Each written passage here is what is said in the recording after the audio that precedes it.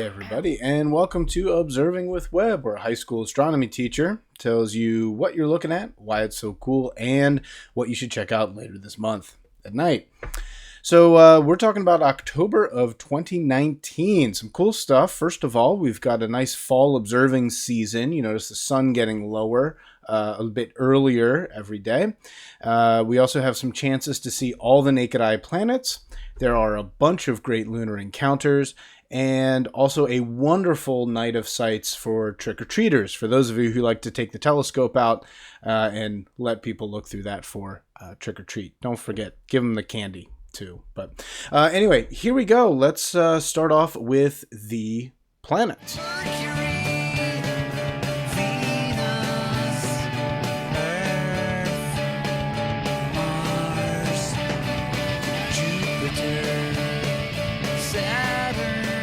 All right, so the planets that you can see for October, first of all, around sunset, you'll be able to see Saturn and Jupiter, just like you have already for a while.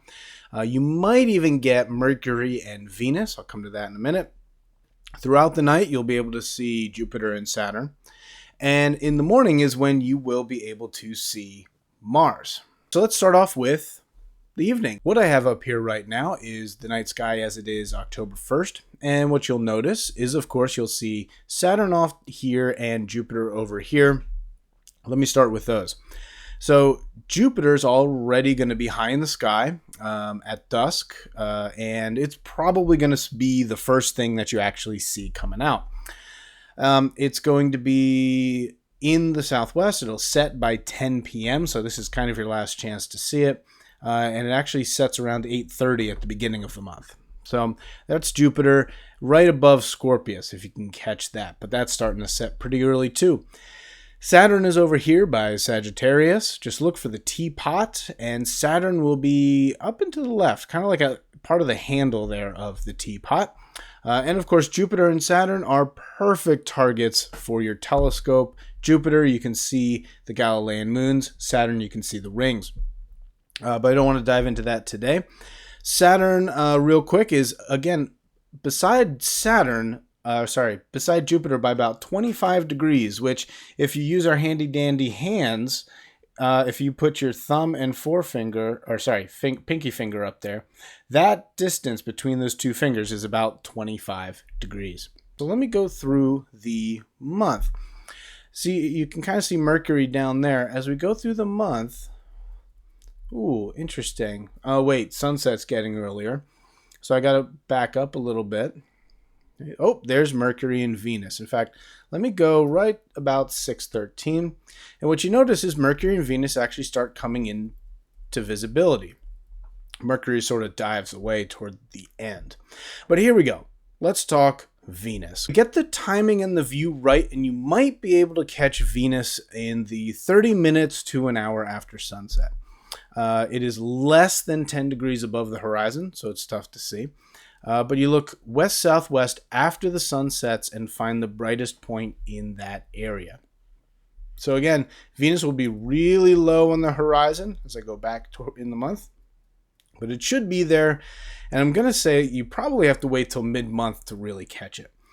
Now, Mercury is also up there. Now, it's technically just a few degrees to the left of Venus, but it is also much dimmer, making it harder to see. In fact, let's just not count Mercury as a visible planet, but your best chance is probably on October 31st. Why? Well, because it's right directly below Venus, right?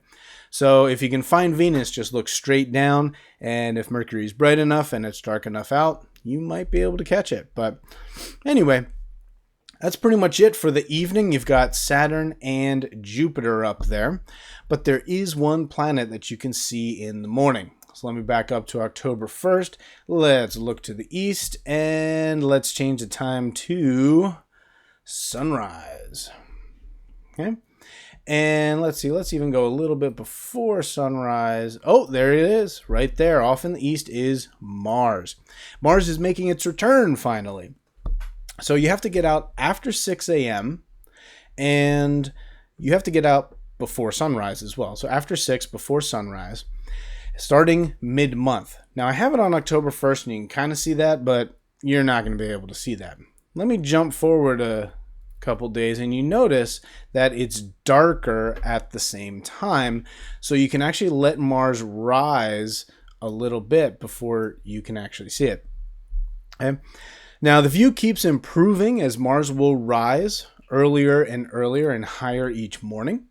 And let's see, on the 31st, it is going to rise at 6 a.m. and it will be 18 degrees above the horizon at sunrise. So Mars is coming back. See if you can get out there. And it's going to be tough to see, but give it a shot.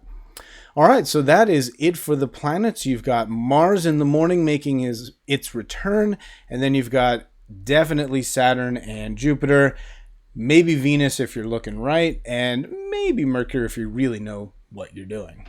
And a bunch of other stuff. And now that brings us to the events. All right, so let's start by talking about the moon, right? So the new moon is, well, actually, you pretty much start out the month with a new moon. But the first quarter moon is on the 5th. That's visible until midnight. The full moon is then on the 13th. So the middle of the month is harder to see. The last quarter moon is on the 21st. And the new moon is on the 27th. Okay?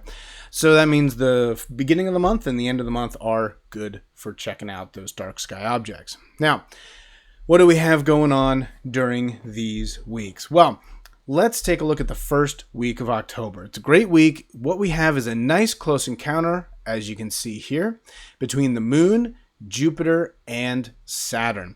Right now I have it set up for 7:20, so that's well after sunset. But basically, what you're doing is go outside each night, watch a sunset, and Saturn and Jupiter will already be up there.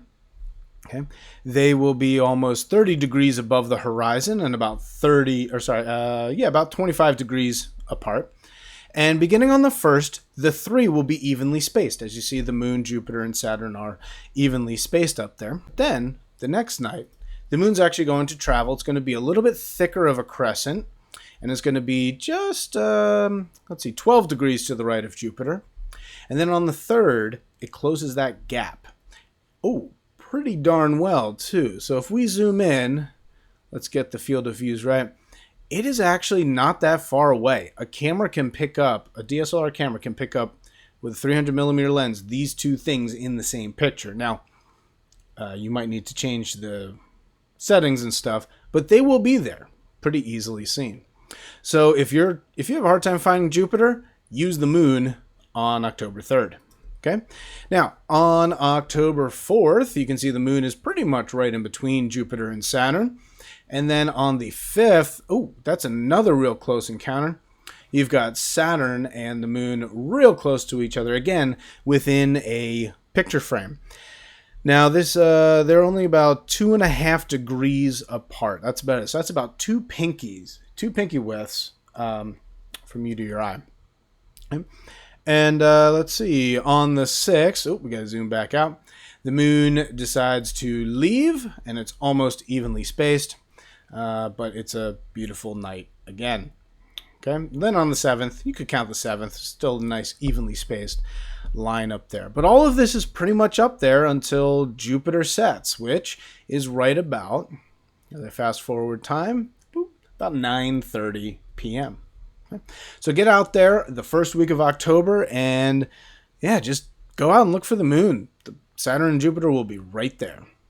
And that leaves us about 2 weeks of really nothing happening until around October 20th to the 22nd, so I'll go to the 21st, we start the Orionid meteor shower. Now, this is a decent meteor shower, and it produces around 20 meteors per hour. But the problem is, well, let's take a look. Well, I don't see a moon yet, but as we go through the night, here comes Orion. There it is.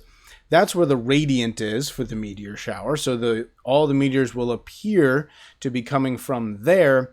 But right when, so when Orion is set, you can only see about half of the meteors. So the idea is to get out after Orion is up. So you're looking early morning time. The problem is at after midnight, you have the moon up there as well.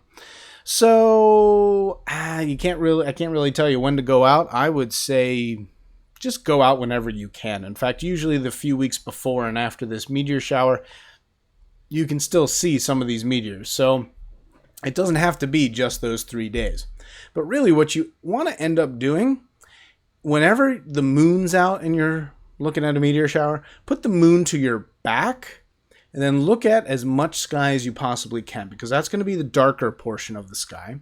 Plus, they're going to be coming from Orion. You don't want to look at the radiant. You want to look sort of away or to the side of the radiant. So that's really where you want to look. My best advice is to just find some place that does not have a lot of light pollution, especially local, close to you light pollution, and just have a good time. Go out there and relax. Don't look at your phone. This is a great time to put the phone away and just enjoy the, peaceful serenity of nature. Okay? So let's back up a little bit, and you remember that moon over there? Well, what happens if we fast forward time throughout the night? Well, toward the morning, do you remember which planet pops up? Well, that would be Mars, right? And so that means, if Mars is coming up there, it's not too long until the moon will actually have a nice close encounter with it. And that's indeed what we get. On October 26th, there's a nice close encounter between the moon and Mars. Now, the moon is going to be really, really thin, very, very thin. And it'll be just 7 degrees above Mars. Okay? In fact, you can barely even see it in this simulation, right? However, it's there. So see if you can get a good shot. Take a look, get up real early on the 26th. I know I will, and see if I can get a nice picture to put on Instagram for everybody. And then, well, the moon's going back over to an evening type of thing. So let's go back and turn to the west and change the time to sunset. And on the 29th after sunset, we will have a nice close encounter. Get back here. Between the moon and Venus and Mercury, if you want to count it, since it's really hard to see. But anyway, it might be tough, but if you have a nice clear view of the southwestern horizon, you'll see a very thin crescent moon, Venus down here in bright, maybe Mercury if you can catch it. We'll see if any of you are really good with cameras. Well, let's take a look at Halloween, right? October 31st. Do some sidewalk astronomy. Show some people what is cool and up there. Well, again, if you have a nice clear view of the horizon, the early trick-or-treaters, you might be able to get Venus in there for some of them. Well, I guess they have to be out by 6 o'clock, but most people are eating dinner. So let's just move forward to when they usually come out at night, which is about 7 o'clock.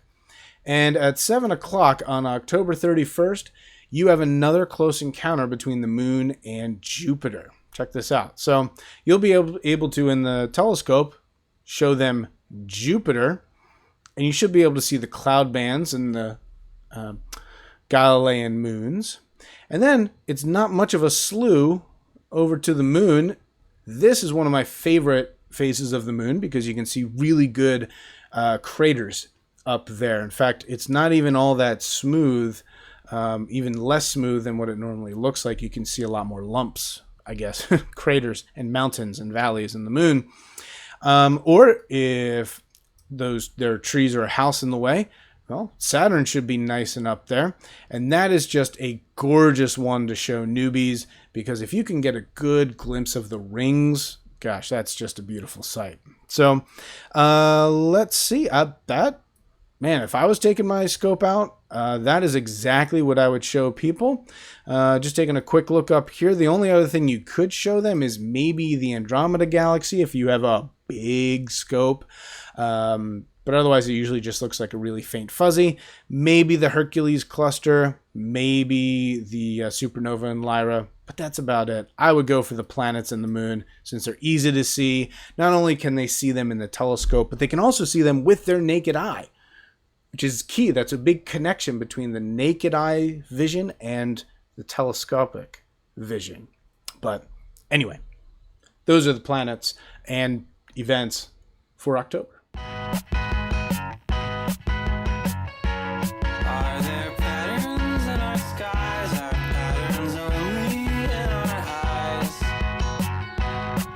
And lastly, let's take one last look at some constellations, okay? So the after dinner constellations for now, I would say, if you look pretty much straight up, you'll see Cygnus, Lyra, and Aquila, the summer triangle. Go back to another one if you want to know more about this.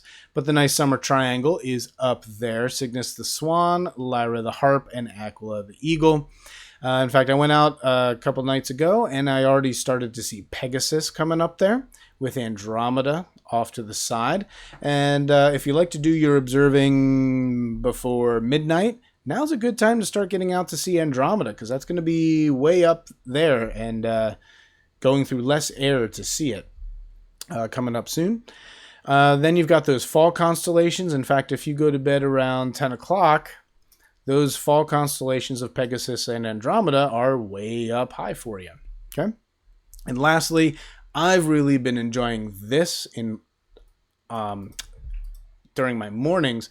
If I go to early in the morning, let's say 6 in the morning, Orion is looking beautiful up there, with Canis Major down here with the brightest star Sirius right next to it. It's been quite a sight to see in the morning as I go to work. So, but that is it for the month of October. So, yeah, just get out there, especially that first week where you can see the planets, Saturn, Jupiter, and the moon. Make sure you also go out for the meteor shower. And, man, take a look while you're doing your trick-or-treating. It's quite remarkable to see some of these things. So with that, I'd like to wish you very clear, dark skies for the month of October.